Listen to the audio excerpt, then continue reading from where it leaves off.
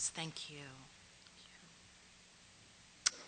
In 2012, 17-year-old Jordan Davis was shot and killed in Jacksonville, Florida, by a vigilante who ordered him and his friends to turn their music down. The preacher for the third word, Reverend Al Fort.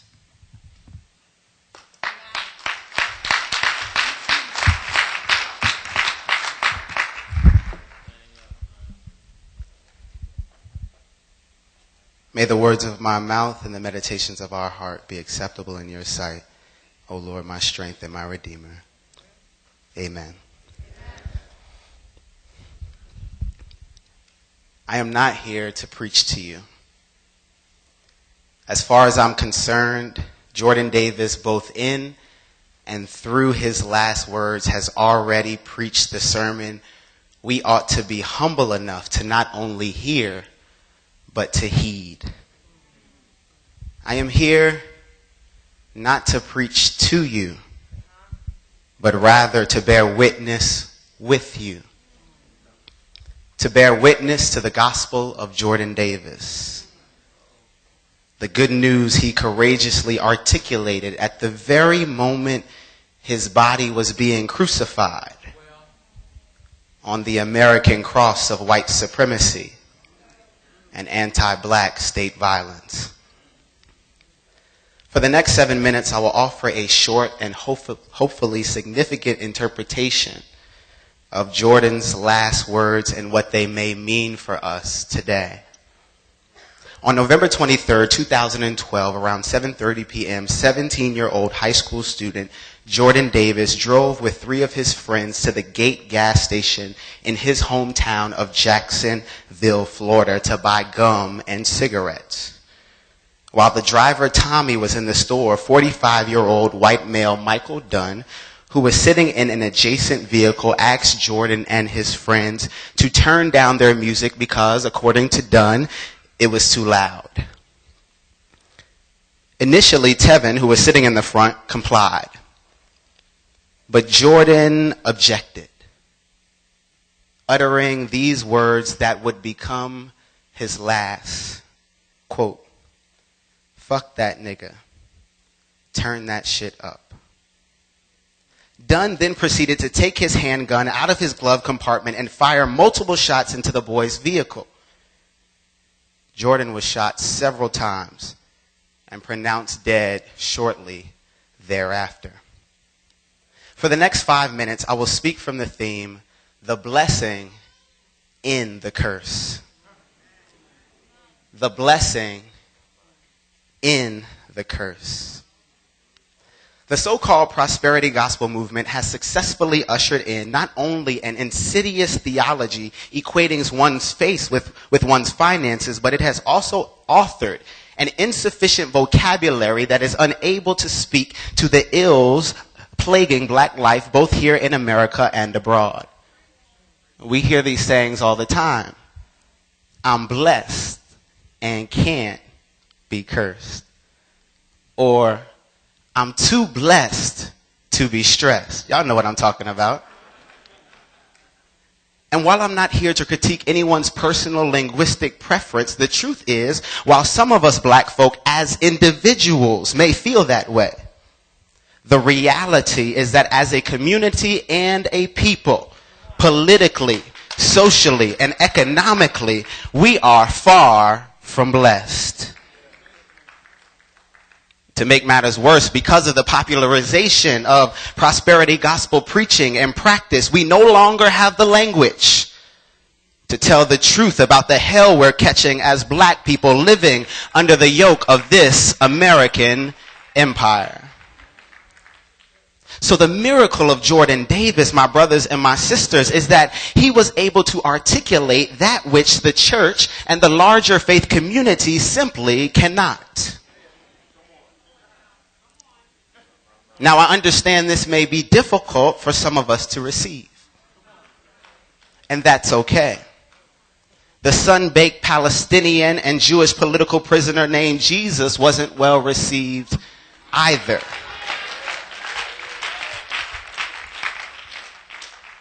truth, Dr. Pierce, is rarely received easily.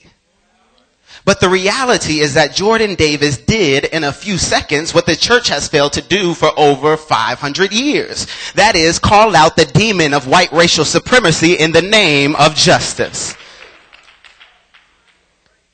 If we were to take a poll asking the American church as a whole, whose side are you on, my friend? The answer would not be Jordan Davis. It would be at best silence, and at worst, Michael Dunn. What do I mean? I mean that the church more often than not has a Michael Dunn ministry rather than a Jordan Davis message. How often does the church, like Michael Dunn, silence the voices and stereotype the culture of black youth because our music is too loud and our pants are too low and our language just a little bit too real? How often does the church, like Michael Dunn, murder the future of black girls and boys who do not fit into the definitions of white dominant society that deems them not as holy, not as acceptable, and not as good?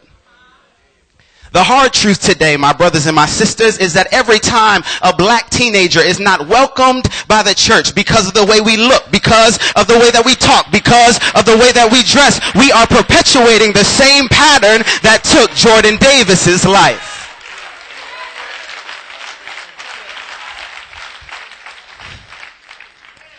We are murdering our babies and doing so in the name of God. Woe unto us. What Jordan's last words teach us is the same things. It's that some things need to be simply called out and cursed. I don't care how much you pray about it. I don't care how much you fast about it. I don't care how much you shout about it. There are some things in life that are so ratchet. For the older generation, that just means crazy. So unrighteous that they need to be called out and cursed. It's time out for the spiritual tiptoeing. As brother minister Malcolm X once told us, stop sweet talking them. You've been sweet talking them for too long. Tell them about the hell that you're catching. While preachers around the world are busy telling people about a so-called next worldly hell awaiting them because of their individual sins, I'm here to talk about the hell right here on earth that black folk have been catching because of the institutionalized sins of American society, from white supremacy and heteropatriarchy to mass incarceration and the war on terror. Woe to those of us who remain silent in the face of institutionalized injustice. Enough is enough. It's time today to begin to curse the American idols of white supremacy and police brutality, of institutionalized racism and anti-black state violence. It's time today to declare, as my shirt declares, that Black Lives Matter. And when we say Black Lives Matter, we mean all Black Lives Matter, not just black boys. Rekia Boyd and Tarika Wilson matter just as much in the eyes of God as Jordan Davis and Michael Brown.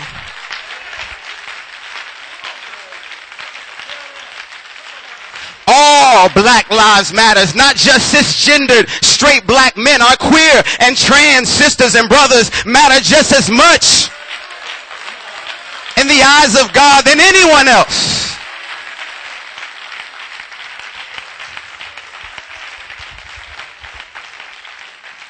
Islin Nettles, if you don't know her name, look her up. Your life matters. Beloved, we must begin to curse that which prevents us from being blessed. Curse oppression. Curse racism. Curse patriarchy. Curse homo and transphobia. Curse white supremacist Christianity. Curse theologies that are silent about and around black bodies being slaughtered in the streets. Curse anything that does not have something to say about the fact that every 28 hours in this society, in this nation, in this country, a black body is killed by a police officer, security guard, or a vigilante. But it's not just enough to curse white supremacy with our words and not with our walk. How can we do more than just talk about it? What does it look like in real life, Toby, to curse white supremacy and police brutality? Well, every time we love on one another, we curse white supremacy. Every time we reject individualism and organize our communities, we curse, police brutality. Every time we don't allow ourselves to become a token in and by the system, we curse capitalism and its neoliberal nature. Every time black brothers and sisters can hug on each other, then we curse plantation politics. Every time we fight against mass incarceration, we curse the history and legacy of slavery. Y'all not talking to me in this place. Every time we challenge oppressive legislation, we curse the criminal injustice system. Every time we work together, every time we buy black, every time we grow our own food, we curse the oppressive powers that do everything possible to keep us from loving and supporting one another. But as Sister Assata Shakur reminds us, we must love, and support one another. Because we have nothing to lose but our chains. Shiloh Baptist, Trenton, New Jersey, it's time to turn up. It's time to turn up for justice. It's time to turn up for freedom. It's time to turn up for Jordan Davis. It's time to turn up for Rekia Boyd. It's time to turn up for black kids being able to listen to the music we like without being shot down in cold blood. It's time to turn up for black girls and black boys being able to walk down the street without fear of being shot and killed by the very people who are supposed to protect and serve. Turn up from Ferguson to Flatbush and north to New Orleans. Turn up and know that you too are Mike Brown. You too are Tarika Wilson. You too are Eric Garner. You too are Renisha McBride. You too are Jordan Davis. The blessing in the curse. Jordan Davis was what many of us in the hip-hop generation call about that life. He was so much about that life, it ended up costing him his own. Jordan didn't have any fancy degrees. He wasn't respectable as it's defined by those in power. But he had the courage to talk back and to curse that which prevented him and prevents us today from being blessed and living the way that God intends us to live. Jordan was courageous enough to not remain silent in the face of injustice. And while his body is no longer with us, his words, his last words, will live forever. Rest in peace, Jordan Davis.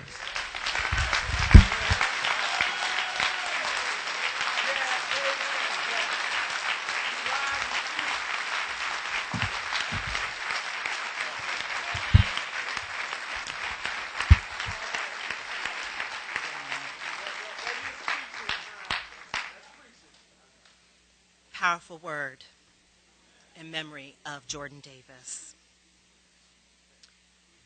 Our fourth word.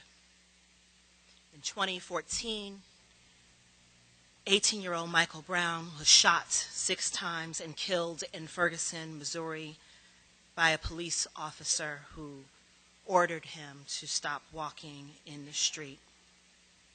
His final words, "Don't shoot." We welcome Mr. Darren Freedom Green.